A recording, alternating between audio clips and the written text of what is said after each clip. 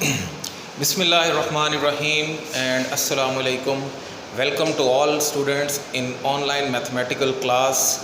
तो student chapter number 5 12 standard का mathematics का चैप्टर नंबर 5 हमारा चल रहा है, जिसका आज का लेक्चर मैं समझता हूँ कि बहुत ही इम्पॉर्टेंट लेक्चर है, क्योंकि अब तक हमने जितना भी काम किया है लीनियर इनइक्वालिटीज़ को हमने ग्राफ पे ड्रॉ करना सीखा और लीनियर प्रोग्रामिंग के हवाले से हमने जो भी बातें की वो बातें वैसे तो कैलकुलेशन में तो समझ आ जाती हैं, लेकिन कि डेली लाइफ में ये चीज़ें वर्किंग कैसे कर रही हैं, ये एग्जांपल जो मैंने आपके सामने कोट की है इससे आपको क्लियर हो जाएगा कि हमने अब तक जितना भी काम किया है, चाहे लीनियर इनइक्वालिटीज़ को हमने ड्रॉ करना सीखा है या जो नॉन नेगेटिव कंस्ट्रेंट्स की बात थी, तो वो आज हमें समझ आएगा कि ये चीज़ें जो अब तक हम ड्रॉ कर रहे थे इसका हमारा डेली लाइफ पे क्या अफेक्ट है, यानी ये डेली लाइफ में हमारे पास कहाँ यूज़ होता है। लीनियर प्रोग्रामिंग को मैंने अपने लेक्चर नंबर 6 में जब बताया था आप लोगों को, तो वहाँ उस वक्त शायद आपको अच्छी समझ ना आई हो, लेकिन आज के लेक्चर के बाद मुझे पूरी उम्मीद है कि आपकी जो भी आपके माइंड में हिडन जो भी कॉन्सेप्ट्स हिडन थे, जो आपको समझ नहीं आ रहा था कि आखिर ये चीज़ें हमारी डेली लाइफ में कैसी हैं, तो मैं उम्मीद करूँगा कि आज के लेक्चर में वो बातें सारी की सारी आपको समझ आ जाएंगी। तो चलते हैं अपने लेक्चर की तरफ। तो स्टूडेंट मैंने एक एग्जांपल आपकी बुक से ही ली है। आपकी बुक का पेज नंबर है आई थिंक 246। पेज नंबर 246 पे आपके पास एग्जांपल नंबर 1 है, जिसके अंदर डेली लाइफ का एक प्रॉब्लम दिया गया है। मैं इस प्रॉब्लम को पहले मैथमेटिकल शेप में ट्रांसफॉर्म करूँगा, यानी ऑब्जेक्टिव फंक्शन कैसे बनाया जाता है और ऑब्जेक्टिव फंक्शन क्या होता है वो इस एग्जांपल से आज आपको बताऊंगा। और जो इनइक्वालिटीज़ जिनके ऊपर हमने वर्किंग की है, इनइक्वालिटीज़ कैसे बनाई जाएंगी इस प्रॉब्लम में से, उनकी पहले मैथमेटिकल शेप ड्रॉ करके आपको बना के सिखाऊंगा। उसके बाद हम उसकी कैलकुलेशन जो हम पहले से ही कर रहे हैं वो करेंगे। तो मेन इंपॉर्टेंट थिंग ये है कि इस तरह के वर्ड प्रॉब्लम को मैथमेटिकल फॉर्म में ट्रांसफॉर्म करना ही असल कॉन्सेप्ट है। आपके एग्ज़ाम्स में इस तरह का वर्ड प्रॉब्लम आज तक नहीं आया और आपके एग्ज़ाम में आएगा नहीं कि आपको वर्ड प्रॉब्लम बना के, यानी ऑब्जेक्टिव फंक्शन बना के उसको आगे सॉल्व करना हो, लेकिन फिर भी कॉन्सेप्ट के लिए ये चीज़ आपको आनी चाहिए। तो चलते हैं अपने प्रॉब्लम की तरफ। पहले मैं पूरा प्रॉब्लम आपके सामने रीड कर देता हूँ कि ये प्रॉब्लम क्या है, फिर उसको हम इसको ट्रांसफॉर्म करेंगे। वो कहता है a farmer possesses 100 canals of land. किसी किसान के पास, फार्मर के पास टोटल लैंड है 100 कैनाल्स, 100 कनाल ज़मीन है। And he wants to grow corn and wheat. वो इस ज़मीन पे कॉर्न और वीट जो है वो काश्त करना चाहता है, कल्टीवेट करना चाहता है। अब उसके अंदर लिमिटेशंस की जो मैं बात करता हूँ, लिमिटेशंस क्या हैं? Cultivation of corn require 3 hours per kanal. अगर वो कॉर्न काश्त करता है तो उसके एक कनाल के ऊपर जो टाइम कंज्यूम होता है लेबर का, वो 3 आवर्स लगते हैं एक कनाल को काश्त करने में। लेबर के वर्किंग आवर जो है वो 3 आवर्स लगते हैं, जबकि while the wheat 2 hours per कनाल, जबकि गंदम काश्त करने पे उसकी एक कनाल के ऊपर जो लेबर की वर्किंग है वो कितनी है? 2 आवर्स एक कनाल पे लगते हैं। अब working hours can not exceed 240। Working hours वो कहता है 240 से एक्सीड ना करें। अब वो ऐसा क्यों कह रही है? उसका प्रॉब्लम है, उसके पास चाहे वर्कर्स को पे करने के लिए नहीं है या जो भी है, हमारे पास जो लिमिटेशन, यानी जो लीनियर प्रोग्रामिंग के एक्सपर्ट के पास जो प्रॉब्लम आया वो इस कंडीशंस को देखते हुए उसने सजेशन देनी है। Working hour can not exceed 240। Working hours 240 से एक्सीड नहीं होने चाहिए, ये एक लिमिटेशन बन गई है। If he gets a profit of ₹20 पर कनाल फॉर कॉर्न। कॉर्न लगाने पे जो उसको एक कनाल से जो प्रॉफिट आता है वो आता है ₹20, जबकि ₹15 पर कनाल फॉर वीट, और वीट के एक कनाल से उसको जो प्रॉफिट आता है वो आता है जी ₹15। अब वो ये कहता है कि how many kanals of each should he cultivate to maximise his profit. उसने लीनियर प्रोग्रामिंग के एक्सपर्ट से पूछा कि मुझे कितनी ज़मीन के ऊपर कॉर्न काश्त करनी चाहिए और कितनी ज़मीन पे मुझे वीट जो है वो कल्टीवेट करनी चाहिए। ये लीनियर प्रोग्रामिंग का एक्सपर्ट जो है इन लिमिटेशंस को देखते हुए कि उसको कौन सी चीज़ ज़्यादा लगानी चाहिए, कौन सी चीज़ कम लगानी चाहिए, वो एक्सपर्ट जो है वो उसको अपना आंसर बताएगा। और वो एक्सपर्ट जो है वो कैसे काम करेगा, तो हम उस पर बात करते हैं। सबसे पहले लिमिटेशंस पे मैं स्टार्ट करता हूँ। उसके लिए मुझे 2 नॉन नेगेटिव वेरिएबल्स चाहिए। ये देखें, मैं सॉल्यूशन के अंदर सबसे पहले लेट करूँगा, let x be the number of canals for corn.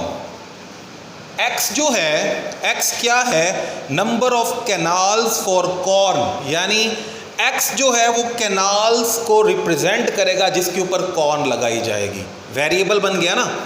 और y जो है, y B the number of canals for wheat, क्योंकि हमने जो उसको आंसर देना है, हमने जो आंसर देना है उसको सिर्फ ये बताना है कि कितने कैनाल्स वीट के लिए और कितने कैनाल्स कॉर्न के लिए होने चाहिए, और हम अपना आंसर जो निकालते हैं वो एक्स वाई की शक्ल में निकालते हैं, इसलिए वेरिएबल हमने चूज़ किए एक्स एंड वाई। अब आपने बस ये बात जहन में रखनी है कि x किस चीज़ को रिप्रेजेंट कर रहा है, x नंबर ऑफ कैनाल्स को रिप्रेजेंट कर रहा है, किसके लिए, वीट के, कॉर्न के लिए, और y जो है वो नंबर ऑफ कैनाल्स को रिप्रेजेंट कर रहा है, किसके लिए, वीट के लिए।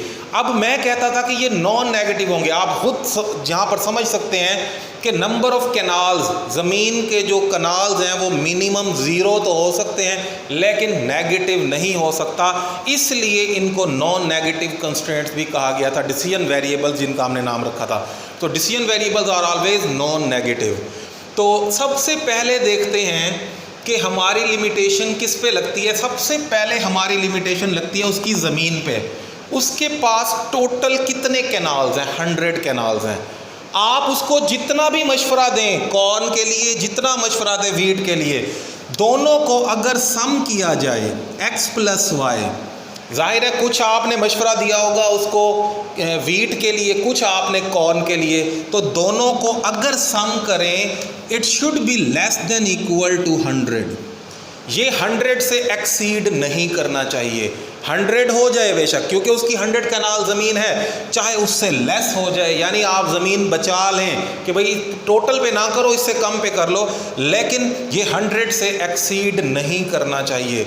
x प्लस वाई मैंने क्यों लिखा, क्योंकि x रिप्रेजेंट कर रहा है कैनाल्स फॉर कॉर्न और y रिप्रेजेंट कर रहा है कैनाल्स फॉर वीट। तो x plus y less than equal to 100, ये 100 से लेस या उसके बराबर रहना चाहिए। पहली लिमिटेशन, पहला कंस्ट्रेंट हमारा ये बना, जो हम इनइक्वालिटीज़ को सॉल्व करते हैं उनमें से पहली इनइक्वालिटी आपके सामने आ गई। दूसरी इनइक्वालिटी की तरफ चलता हूँ मैं। अब नंबर 2 के ऊपर हमारे पास जो लिमिटेशन लग रही है वो लग रही है उसके वर्किंग आवर्स पे।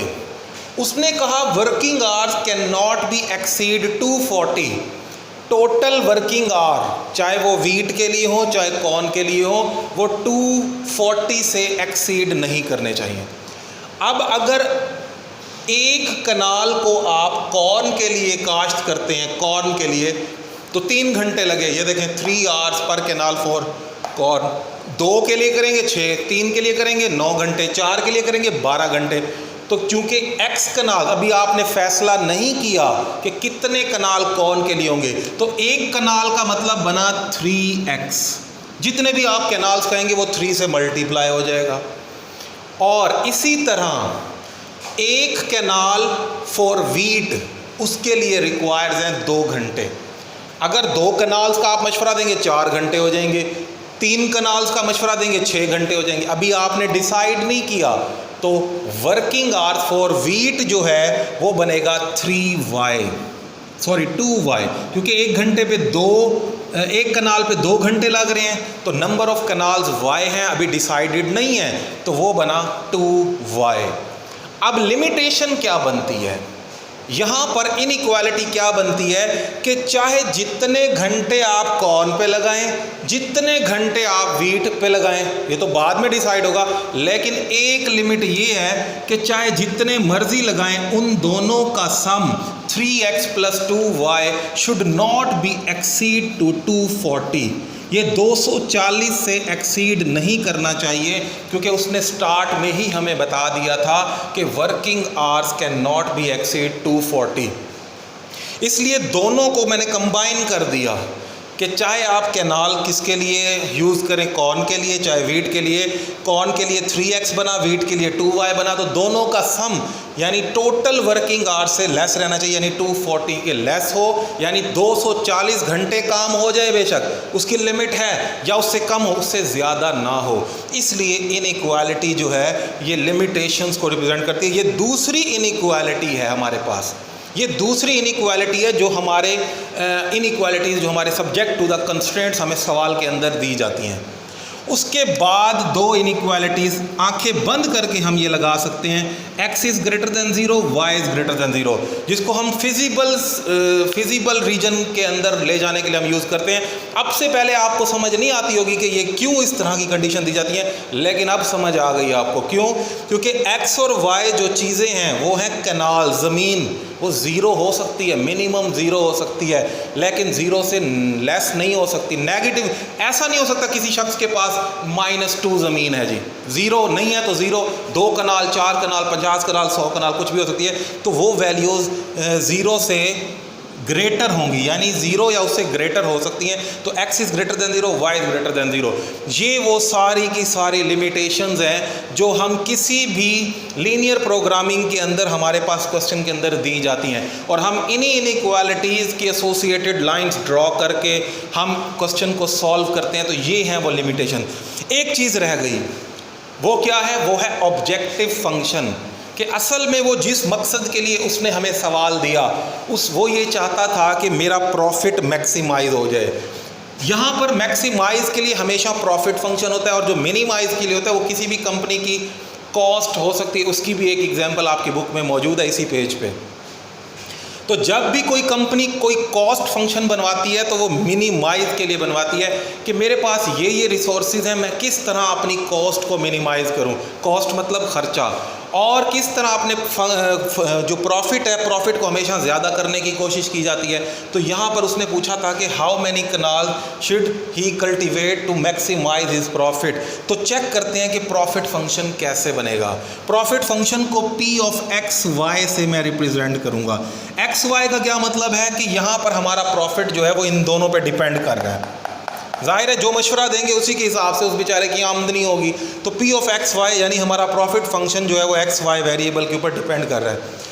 अब आप ये देखें कि एक कनाल के ऊपर, कॉर्न के एक कनाल के ऊपर उसको 20 रुपए का मुनाफा आता है, 2 कनाल पे 40, 3 कनाल पे, यानी जितने कनाल्स आप उसको सजेस्ट करेंगे वो इससे मल्टीप्लाई हो जाएगा। तो आपने जो सजेशन देनी है वो कॉर्न के लिए वो x है, तो इसका मतलब हुआ 20x प्लस, अब आपने जो उसको सजेशन देनी है वीट के लिए वो किससे रिप्रेजेंट हो रही है? y से। और वीट के एक कनाल पे कितनी आमदनी उसको प्रॉफिट हो रहा है? 15 रुपीज़। कितना प्रॉफिट हो रहा है? 15 रुपीज़। 2 पे कितना होगा? 30। 3 पे कितना होगा? 45। कितने कनाल्स आप कहते हैं वो चीज़ y की शक्ल में आप उसको बताएंगे। तो ये बना 15y, यानी 20x plus 15y। 20x plus 15y जो है ये हमारे पास प्रॉफिट फंक्शन बन गया। इस प्रॉफिट फंक्शन को मैक्सिमाइज करना है अंडर द गिवन लिमिटेशंस। तो इस तरह बेटा ये जो किसी भी डेली लाइफ प्रॉब्लम को आपने देखा कि किस तरह हमने ट्रांसफॉर्म किया है किसके अंदर, मैथमेटिकल फॉर्म में। अब हम इसको उसी प्रोसीजर से सॉल्व करेंगे जैसे हम पिछले क्वेश्चंस को करते हैं, और हम फाइनली उसको सजेशन देंगे कि कितने कनाल्स कॉर्न पे लगाने चाहिए और कितने कनाल्स जो है उसको वीट पे लगाने चाहिए। तो अपने सवाल की तरफ हम इसको सॉल्व करने की तरफ जो है वो मूव करते हैं जी। तो स्टूडेंट अभी हमने जो प्रॉब्लम बनाया है वो प्रॉब्लम आपके सामने मैंने लिख दिया, और अब हम यहाँ से फैसला करेंगे कि हम उसको x और y की कौन सी वैल्यू जो है वो सजेस्ट करते हैं कि उसका प्रॉफिट मैक्सिमाइज हो जाए। अब यहाँ तक जो काम है वो डेली हम करते आए हैं कि इसकी एसोसिएटेड लाइन सबसे पहले मैं ड्रॉ करूँगा। थोड़ा सा फास्टली ये प्रोसीजर मैं करूँगा क्योंकि आप लोग भी बोर हो गए होंगे कि एक ही प्रोसीजर को बार बार देख के। मैं भी बोर हो जाता हूँ बार बार एक ही प्रोसीजर को करके, तो इसको मैं फास्टली जो है वो सॉल्व कर देता हूँ। इसकी x plus y is equal to 100 जो है इसकी एसोसिएटेड लाइन बनेगी। सबसे पहले इसका x इंटरसेप्ट निकालते हैं। x इंटरसेप्ट के लिए हम पुट करेंगे y को 0, y 0 होगा तो x 100 बन जाएगा, x इज़ इक्वल टू 100। और पॉइंट क्या बनेगा हमारे पास, पॉइंट बनेगा 100,0। उसके बाद हम y इंटरसेप्ट हम निकालेंगे। y इंटरसेप्ट के लिए मैं x को 0 करूँगा, पुट करूँगा, put x is equal to 0। अगर x को 0 करूँ तो y 100 बन जाता है, तो y इज़ इक्वल टू 100। और यहाँ पर जो मेरे पास पॉइंट बनेगा वो पॉइंट है 0,100। अब देख लें कि यहाँ पॉइंट 100 में आ रहे हैं, तो ग्राफ इसका बड़ा एहतियात से बनाना पड़ेगा। 2, 4, 6 का गैप हम नहीं रख सकते। इसकी एसोसिएटेड लाइन अगर मैं ड्रॉ करूँ, एसोसिएटेड लाइन इसकी अगर मैं ड्रॉ करूँ तो वो बनती है 3x + 2y is equal to 240। 3x + 2y is equal to 240, ये लाइन नंबर 2 है हमारे पास। तो इसके अंदर x इंटरसेप्ट के लिए हम पुट करेंगे, put y is equal to 0। अगर इसके अंदर y को 0 पुट किया जाए तो आप देख लें 3x इज़ इक्वल टू 240 और x क्या निकलेगा, 3 8 = 24, 80 निकल आएगा, x is equal to 80। Point क्या बनेगा हमारे पास, पॉइंट बनेगा 80,0, क्योंकि x इंटरसेप्ट है, y कंपोनेंट 0 रह जाएगा। फॉर y इंटरसेप्ट, अगर y इंटरसेप्ट की मैं बात करूं इसके अंदर, तो पुट करना पड़ेगा मुझे x इज़ इक्वल टू 0।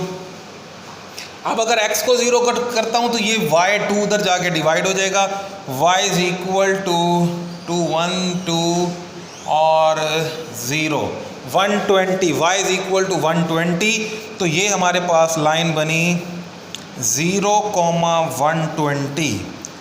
अब आप देखें कि यहाँ पर जो हमारे पास पॉइंट्स आए हैं, पॉइंट्स के कंपोनेंट्स आए हैं, वो छोटे नंबर्स नहीं हैं, बड़े बड़े नंबर्स हैं। तो हमें उस हिसाब से स्केल को जो है वो चूज़ करना पड़ेगा। इन लाइंस को ड्रॉ करने के लिए मैं यहाँ पर आपके सामने y एक्सिस और x एक्सिस ड्रॉ कर रहा हूँ। ये मैंने y एक्सिस ड्रॉ किया और ये आपके सामने x एक्सिस ड्रॉ हो गया।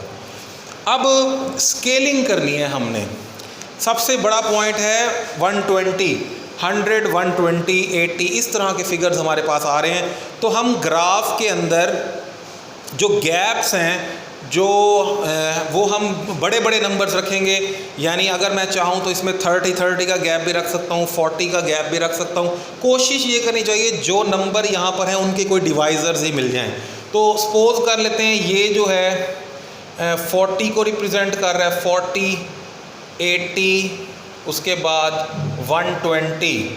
तो y एक्सिस पे भी हम ऐसे ही गैप दे लेते हैं, 40, 80 और ये 120। बेशक ये पॉइंट्स लिखना कोई ज़रूरी नहीं होता, मैं पहले भी बता चुका हूँ कि आप जब पॉइंट मेंशन करेंगे तो उससे क्लियर हो जाएगा कि पॉइंट क्या है। अब पहली लाइन का पहला पॉइंट है 100 and 0, 40, 80, 120, 80 और 120 के दरमियान कहीं 100 लाए कर रहा होगा, 40 और 120 के दरमियान कहीं 100 लाए कर रहा होगा। तो पहला पॉइंट ये ब्लू कलर से मैंने शो कर दिया, 100,0 पहला पॉइंट। दूसरा पॉइंट इसका है 0, 100, ये है 40, ये 80, ये 120। अब 120 और 80 के दरमियान कहीं 100 लाई कर रहा है, तो ये है जी आपका दूसरा पॉइंट, जिसको मिलाने से 0,100 हमारी पहली लाइन जो है वो सामने आ जाएगी। तो मैं इनको ज्वाइन करता हूँ और पहली लाइन जो है वो हमारे पास सामने आ जाएगी, बाउंड्री लाइन। ले जी, ये पहली बाउंड्री लाइन जो है मैंने आपके सामने ड्रॉ कर दी। अब ये टूवर्ड्स द ओरिजिन जाती है या अवे फ्रॉम द ओरिजिन जाती है, इसका फैसला भी हम बाद में करेंगे। टेस्ट पॉइंट अप्लाई करने के बाद जो है हम इसके फैसले की तरफ जो है वो मूव करेंगे। तो दूसरी लाइन की तरफ चलते हैं। दूसरी लाइन में देखते हैं, पहला पॉइंट है 80, 0, 80 and 0, 40, 80, ये तो एग्जैक्टली यही पॉइंट बन गया, 80,0। और इसका जो दूसरा पॉइंट है 0,120, 40, 80, 120, ये वाला पॉइंट है जी, इसको यहाँ लिख देता हूँ मैं, ये 0,120 ये वाला पॉइंट, इसके कंपोनेंट्स हम 0,80 जो है वो यहाँ मेंशन कर देते हैं। तो इन दोनों को ज्वाइन करने से जो लाइन बनेगी मेरे पास, मैं किसी और कलर से रिप्रेजेंट कर देता हूँ। तो ये लाइन बन रही है जी हमारे पास, दूसरी हमारी बाउंड्री लाइन। ये जी ग्रीन कलर से मैंने इसको ड्रॉ किया और उम्मीद कर रहा हूँ कि आपको क्लियरली नज़र आ रही होगी ये लाइन। तो अब चेक करते हैं कि हमारी जो दोनों बाउंड्री लाइंस हैं वो टुवर्ड्स द ओरिजिन जाती है या अवे फ्रॉम द ओरिजिन जो है वो मूव करती हैं। टेस्ट पॉइंट वाला प्रोसीजर आप लोगों को समझ आ चुका है, इसलिए मैं उसको डायरेक्ट कर रहा हूँ, आपको बता के उसको मैं सॉल्व नहीं कर रहा कि अगर इसके अंदर हम 0 0 पुट करें, 0 इज़ लेस देन 100, ये भी ट्रू आएगा। इसके अंदर अगर ओरिजिन को पुट करें 0 0 तो 0 इज़ लेस देन 240, ये भी ट्रू आएगा। दोनों केसेस में ट्रू वैल्यूज़ आने का मतलब ये है कि हमारे पास दोनों lines towards the origin move करना चाहती हैं। तो टूवर्ड्स द ओरिजिन मूव करना चाहती हैं। एक बाउंड्री लाइन ये है, देख लें, एक बाउंड्री लाइन ये एक्स एक्सिस और वाई एक्सिस है। तो फाइनल जो शेडेड रीजन बनता है इस वक्त वो मैं आपके सामने शेड कर देता हूँ। ये है जी हमारा फाइनल शेडिंग पोर्शन।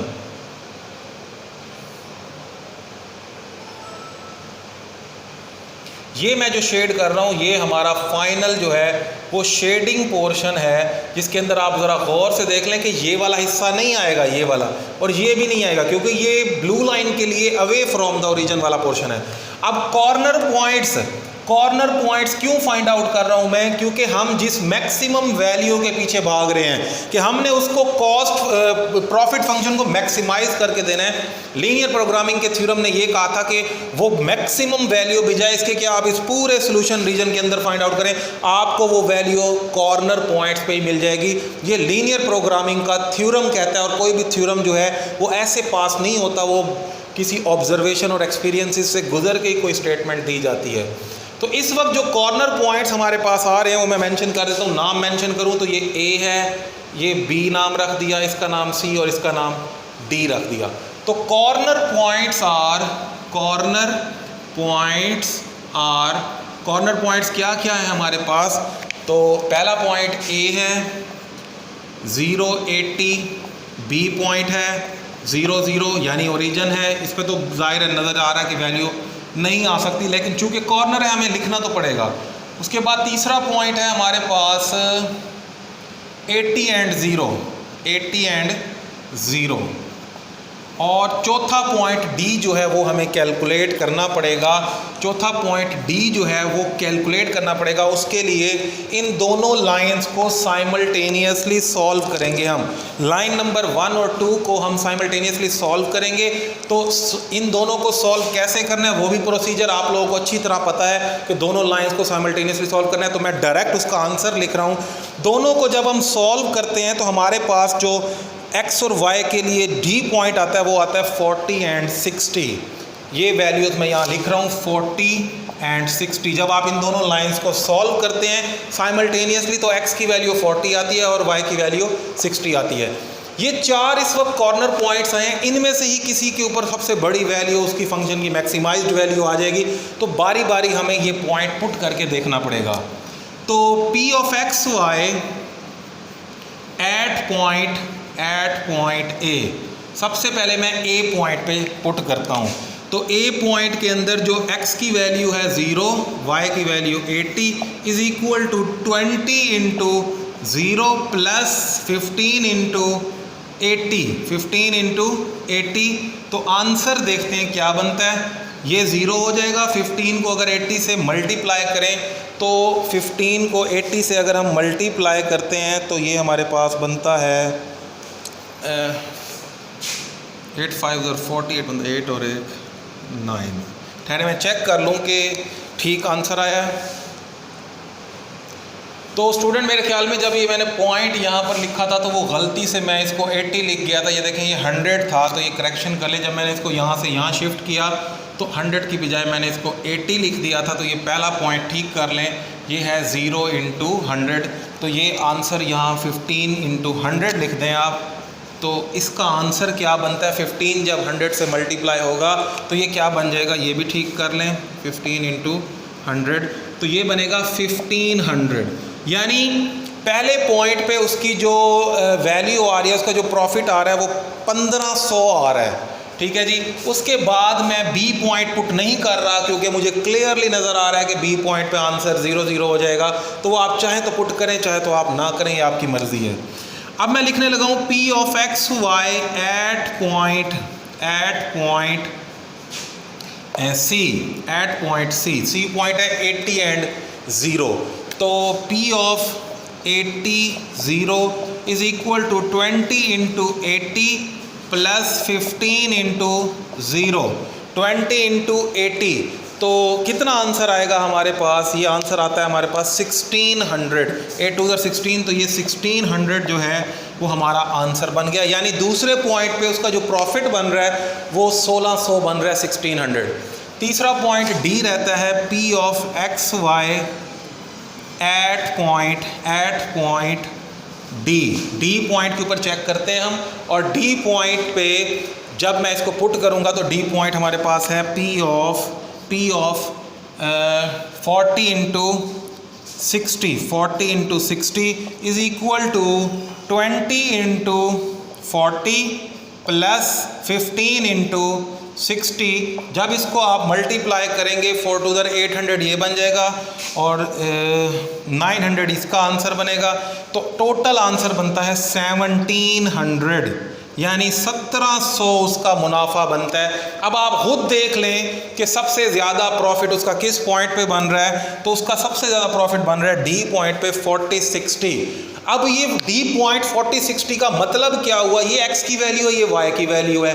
इसका मतलब ये हुआ कि उसको आप ये मशवरा देंगे कि उसको 40 कैनाल्स के ऊपर, 40 कैनाल्स पे, क्योंकि हमने एक्स वाई को कैनाल्स लेट किया था, 40 कैनाल्स पे उसको जो है वो कॉर्न लगाना चाहिए और 60 कैनाल्स पे उसको वीट लगाने चाहिए, तब उसका प्रॉफिट जो है वो मैक्सिमम आएगा। तो इस तरह हमारे पास जो p of x y has maximum value at point D. हम उसको ये मशवरा देंगे कि भाई आप 40 कैनाल्स के ऊपर कॉर्न लगा लो और 60 कैनाल्स के ऊपर आप जो है वो वीट लगा लें। आपकी इस लिमिटेशंस के अंदर रहते हुए आपकी सबसे ज़्यादा आपको मुनाफा हो सकता है कि आपके ख़र्चों को देख के, आपकी लिमिटेशन को देख के सबसे ज़्यादा आपको मुनाफा तब होगा जब आप उसको 40 कैनाल्स पे आप क्या लगा लें, कॉर्न, और 60 कैनाल्स पे आप क्या लगा लें, वीट। तो स्टूडेंट, मैं उम्मीद करता हूं कि इस वर्ड प्रॉब्लम से आपका कॉन्सेप्ट जो आपके माइंड में क्वेश्चन थे वो अच्छी तरह क्लियर हो गए होंगे कि किस तरह हमारे पास लीनियर प्रोग्रामिंग जो है वो डेली लाइफ की वर्किंग किस तरह हम करते हैं और डेली लाइफ में हमारे प्रॉब्लम्स कैसे, हमारे प्रॉब्लम्स जो हैं वो लीनियर प्रोग्रामिंग से इतने आसान तरीके से सॉल्व हो जाते हैं। तो इसको बार बार देखें वीडियो को, ताकि अगर कोई बात समझ नहीं आई तब भी आप मुझसे मज़ीद पूछ सकते हैं, कमेंट बॉक्स में भी बता सकते हैं और व्हाट्सएप भी आप मुझे कर सकते हैं। तो अगली वीडियो तक के लिए इजाज़त दें। अल्लाह हाफिज़।